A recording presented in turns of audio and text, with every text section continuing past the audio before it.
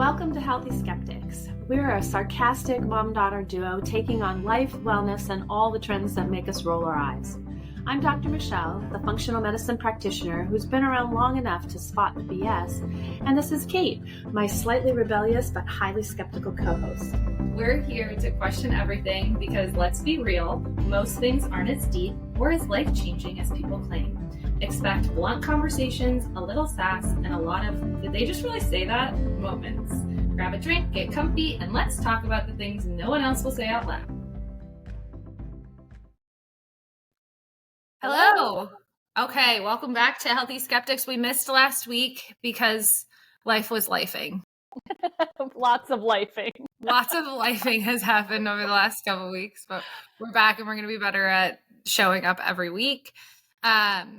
So in true fashion from last time we recorded, we're going to bring up some stuff that's happened over the last couple of weeks and chat about it from a health perspective. Are we? I don't even, now you say that and I'm like, okay, what the heck are we going to bring up? I don't know. We're going to talk about stuff. I don't know.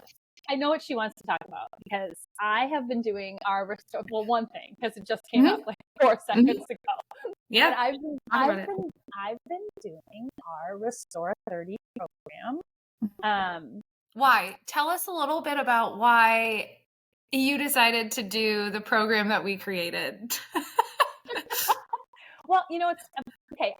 So this is funny, right? So our program was created out of all of the women that we've helped and seeing like some consistencies that we can do. And we also want to be able to give people the foundations that they can build on for a long period of time, right? So, I mean, without these foundations, I don't care what you do out there, nothing is going to be sustainable. So that was how the program was created. And I was actually like, life has been life. Like I've been lifing for a few years now and have gained weight, lost energy. I guess the only thing that didn't change over that time, like on the bad side, is I still sleep like a rock. So that is a gift I get every single night. But everything else just fell apart. And so why? Can you share? I mean, I know why. What's happened over the last, but like talk a little bit about like, I think it's important because at 64, how old are you? 64, thank you. 64.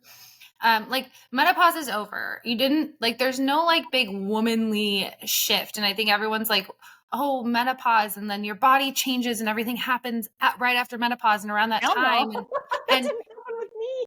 No. And that's kind of, yeah. And so, being 64, but having these big shifts later in life from 61, like the last 3 years has totally changed your body because your environment and how you've been living your life actually completely shifted at 61 years old. Right. And I think that's important to talk about because when we're talking about like root cause of health issues, everyone and women, especially, we want to look at hormones. It's hormones. So it must be perimenopause, or it must be menopause, or it must be post. I don't know. Whatever.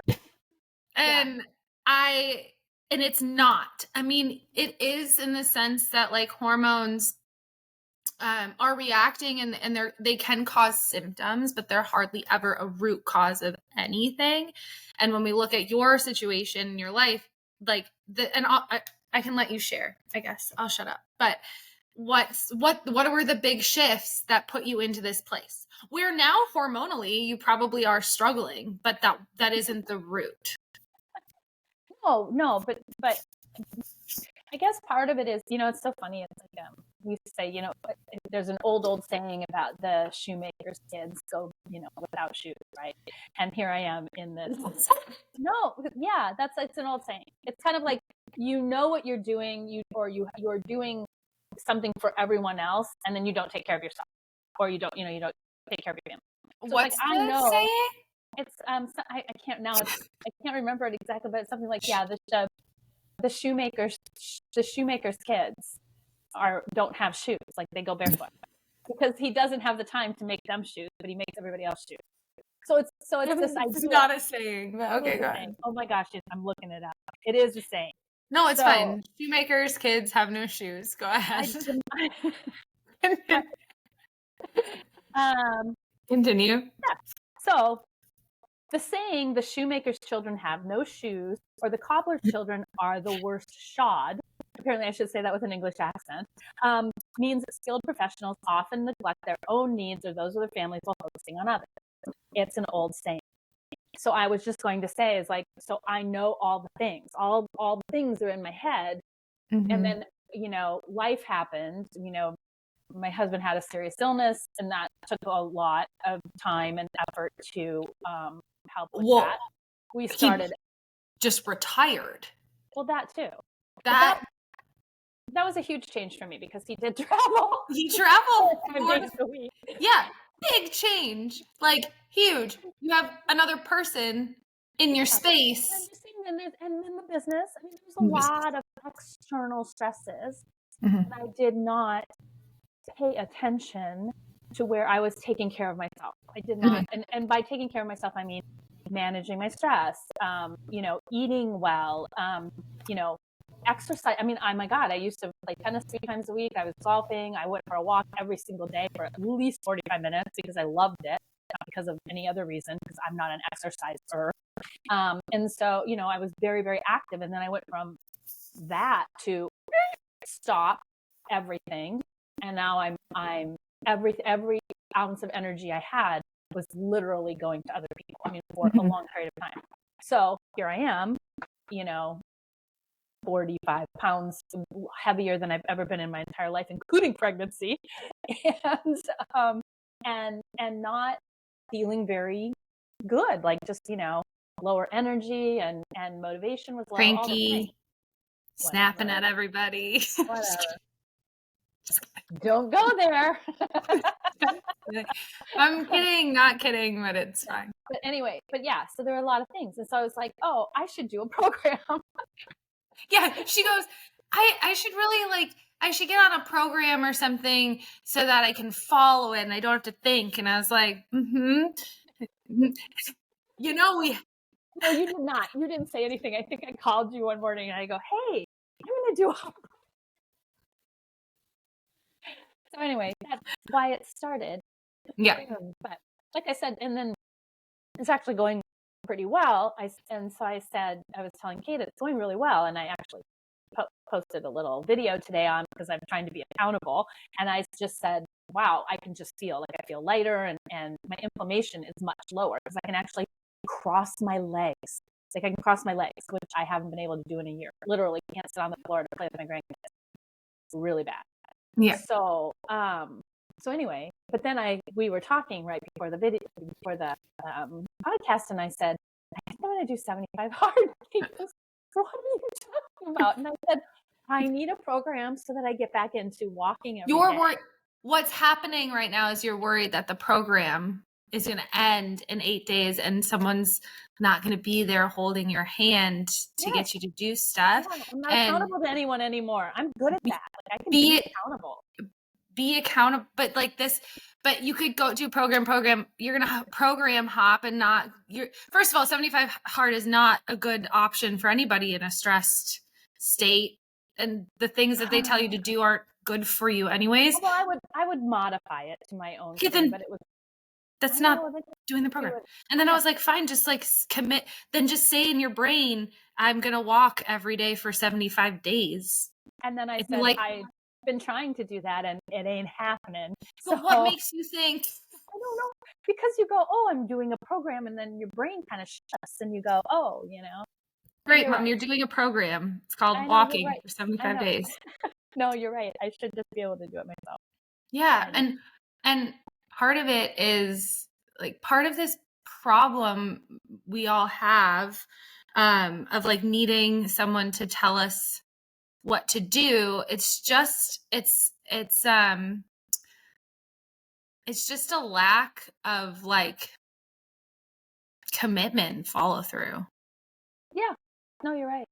But it's nice. But I have to say it's nice to have something that you look forward to now every day. Like I look forward to every day, you know, listening to your video. And even though I know the information, it's just that's just reminder after reminder after reminder. Like, yeah, all the things that I kind of pushed aside and knew, and didn't follow, now is coming back in front of me to say, oh, well, this is how I need to be back in my zone. So what you want to do then is take that notebook that Welcome you've to been coaching 101. you just take that notebook that you've been filling out, right? Then all of the things, what I would do at the very end is make a list of all the routines that you've been doing over the last 30 days and then go, great, for 3 months, this is my checklist. Oh, that's a good idea. There's your program. Oh, thank you. Because you haven't even got to the movement part. You're just starting that. Yeah. That's the last week of Restore 30. And so you'll have a few other things and just make a check. Like that's what that notebook's for. So you can make a checklist and you have your like rest, eat, move every day. That's the whole point, is to get you in the habit. And it's something I did. You wake up in the morning. It's not even something you have to plan like a week in advance. Like wake up in the morning. Maybe you have like index cards or something, but you plan it out. You're like, when am I going to rest? When am I going to eat? When am I going to move today? And just look at your calendar and put it and like write it on the index card, because that's going to keep you accountable because you wrote it down and now it's there. Yeah. How about I get you some index cards or just a Post-it note? I have a lot of them. So just do that. I have 4 million recipe cards upstairs in the office from when I was studying for board, because I took them everywhere. Well, that's what I'm saying. So that's what you're going to do. So like, just like you did in the notebook every day, rest, eat, move. You're going to plan it out every day for the next 3 months. Okay. That's it. Well, so that covered one of your topics that I knew you were going to nail me for. So I figured I'd jump ahead and like, just, blurt it all out at the beginning. But what else was there? I know something that made me crazy today, but that's a whole nother topic. We're gonna talk about that for sure. Or next week. But I think that drove me bananas. So I was having a conversation with a friend, and we were talking about laundry detergent, and she was talking about, she's like, she has 2 boys. She's like, they're so hard on their stuff. I've tried all the non-toxic laundry detergent. It doesn't work. I'm just using like the highly toxic stuff now, blah, blah, blah. She's like, it's the only thing that stops my house from being stinky all the time. And she was like, I think you guys need to put out like, what are non-negotiables, but what are also the things that like don't matter as much as the internet says that they matter. And then unless you have the research to back it up, stop making the claims. And then I was like, it's funny you bring that up because you had sent me. Yes. You had sent me this big long thing from this woman. Oh my gosh. Who said dishwashing stuff. Like Dawn or Palmolive or whatever. Dish soaps. Yes. Yeah. Dish soaps. And how it's tied to your gut health and it's really going to just destroy you if you use these bad things. I was like, what the heck are you talking about? Well, my favorite part of that was when she said this dish okay. The dish soap is meant to cut through grease and fat and all that stuff. So you don't think that it's cutting through your gut lining walls? I'm like, are you eating it? Like, because the diarrhea you're going to have from that is going to clean you out pretty good. But I'm like, how in the world? You have to be eating it, first of all. Secondly, are you just like putting it on your pans and then cooking and then you're ingesting it? Like, you have to ingest it for that to even happen. Yes, but your gut lining is a barrier between your gut and your colon, okay? Like it's way further down. You like, it has to make it past your stomach acid, like all of these other things that are there to prevent bad things from getting into your digestive system. But it doesn't matter. It's dish soap. You I know. wash a pan and then you rinse your Rinse it. pan and But then it's you residue. put it away. It's residue. It's Rinse it residue. with hot But water. But this brings up a point of like, Hot water. okay, Use hot water. there are ingredients, right? So the surfactants, the parabens, chlorine, Yes, all of the above. phytates, all of those things in this dishwasher, in dish soap, in lots of things. Yeah, dish soap. That there is individual research on how those things impact our hormones, hormone disruptors. They can impact the gut microbiome, things like that. That is all true to an extent. Probably only in male mice. Okay. Anyway. Well, yeah, but also, but it's like, show me. Here's the thing. All of those things. Sorry, I'm interrupting you. All of those things in high doses every single day, high doses every single day would impact you. The bottom line is you need to have a functioning system so you can deal with all of the crap that you don't have control over or need to use or whatever. See, that's what you just said, something really important. It's a need to use situation, right? So like, I think that, we're exposed to way more of these things, endocrine disruptors and microplastics. And someone DM'd me about microplastics the other day and all this stuff. Like, yes, there's a lot more in our environment. And there's a lot to be said about, okay, if we take all the things out of our environment and try to be as clean as possible and low tox as possible, that it could help. And I'm not saying that that's not true. Like it can, but to the extent at which you're able to do that. Because just let's say you're only able to, both from a money perspective, because this stuff's expensive when you get down to it, from a money perspective, from a stress perspective, like access, right? You do the things that you're able to do and know that it's having an impact. But if you need a laundry detergent for your stinky boys, or, dish soap just isn't in the budget to spend $30 on a dish soap.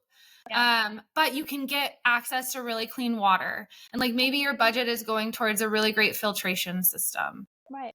Or which is a lot better because that you're actually consuming. Right? So I think it's important that I'm not knocking the low tox stuff.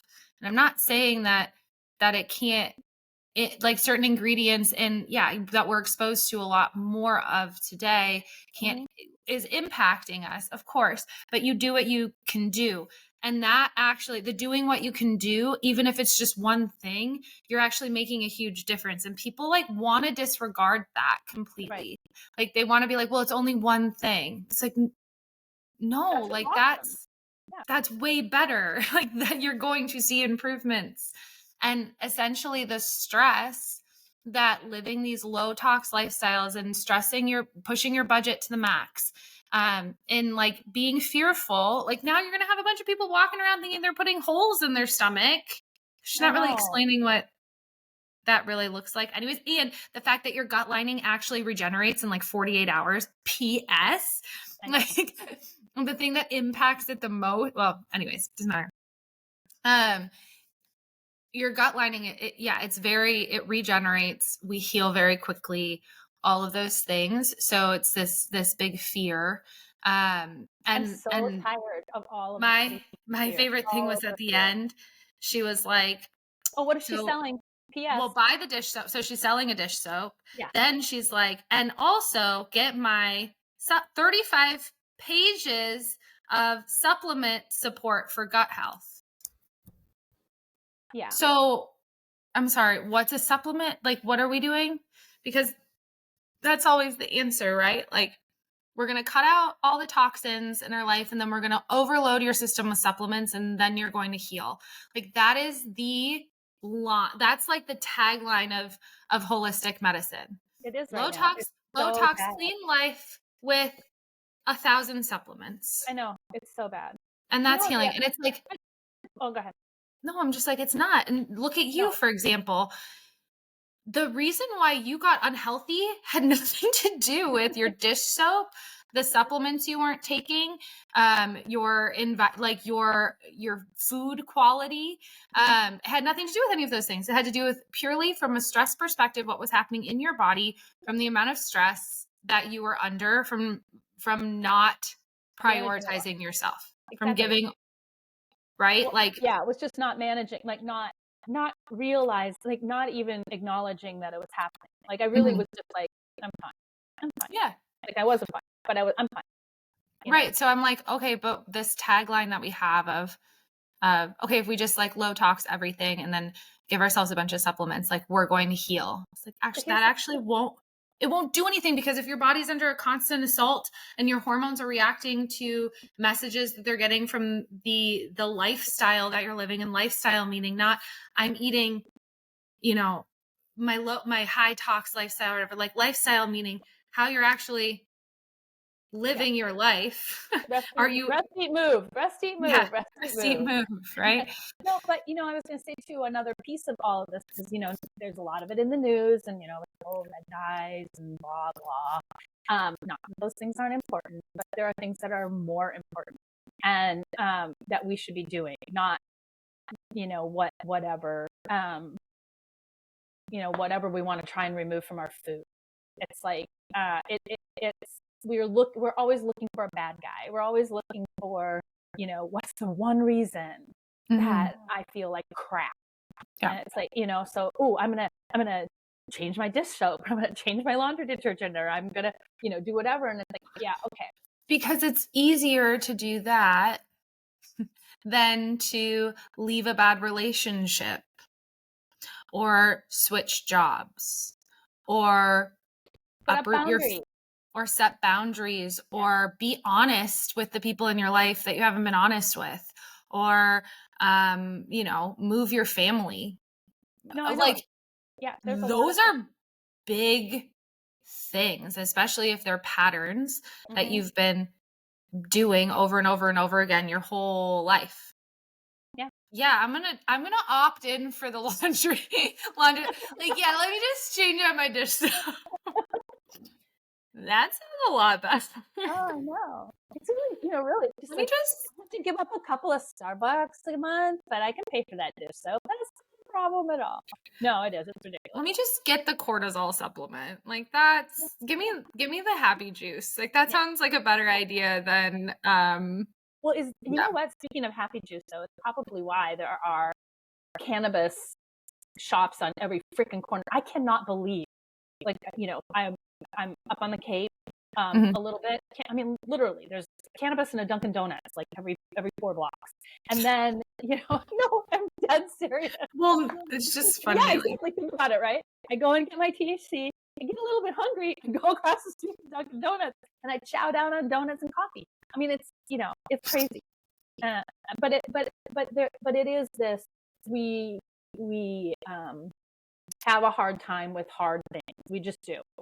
Generally as people, we'd like to just run away from them or ignore them, or find a quick fix to make it feel better for a minute, and it doesn't work.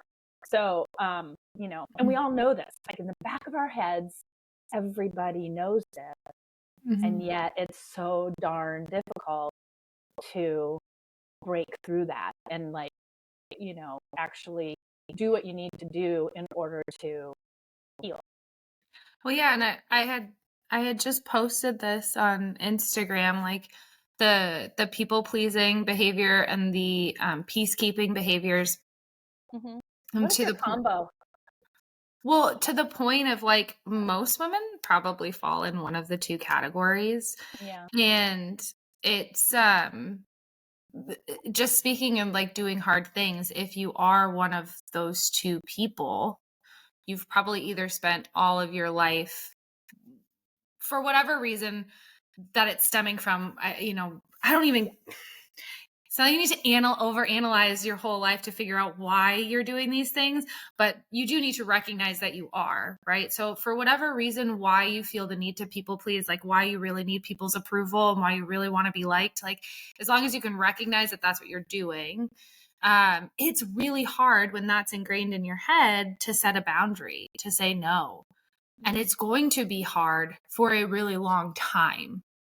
Yeah. Or if you're a high achiever, and that's where you're getting your like dopamine hits and your value, then it's going to be really hard to pull back, to close down an arm of your business, to not be working out 6 days a week. It's going to feel really uncomfortable and gross to like sit down and read a book or watch a whole movie with your family or whatever. Like that just doesn't feel good. Or if you're without folding laundry or doing something. Yes. Or if you're a peacekeeper, it's going to feel really hard to tell the truth. Like really, really hard to tell the truth. And then you have to practice it and do it over and over again. And it makes you want to vomit. I only say that from experience.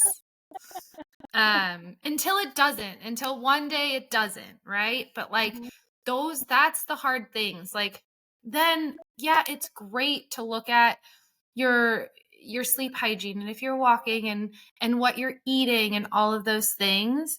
But now you've just created space to be able to do that. Right. Because now your body's feeling safe in a way it hasn't before. Now you're not using excuses like your busyness that you've created because you're people pleasing or because you're a high achiever. That's gone. So what are you going to fill your time with? Well, you might as well start cooking some home cooked meals and going for walks. You got time now, right? Like it changes the approach, it changes the game. You can make your own laundry detergent now. Got time. Hey, just like Borax and stuff. Yeah, no. Yeah. Yeah. So it's interesting, but anyway. It's just, I think that to your, like the wellness world, like we want an enemy, right? So whether it's carbs or whether it's meat or whether it's dish soap or whether it's red food dye 40 or whether we want something easy to remove that's going to make us feel better, because removing the other things, like doing the real hard things and becoming really self-aware and like I said, like whatever that is, where now you're telling people no, or you have to tell people the truth or whatever that it like fuck. Oh, sorry. Screw that. Like, sorry. I have to try to figure out how I beep that. Yeah. It was only the first syllable. We'll let it go. I'm just saying, like that's not the thing that we want to do. It's often the thing that makes the biggest